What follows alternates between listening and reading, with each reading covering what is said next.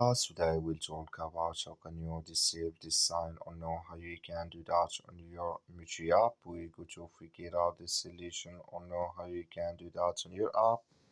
So you just follow this ways, then it's going to work with you. So all you have to do, so you just go down here, you click here on me down here, you just click here on me here. It's going to take you to next step here. So it's going to show for you like this here. Then all you have to do now, just click here on system access management here. So when you just click on it here, it's going to take you to this list. It's going to show for you list like this here. So then all you have to do now, so you just click here on location accesses here. You come here to photo edit text, clicking this sign or this color. Like you see color, it's gone. That's mean it's disabled with us now. That's all you have to do. Thank you for watching. Don't forget to support us by liking, subscribe.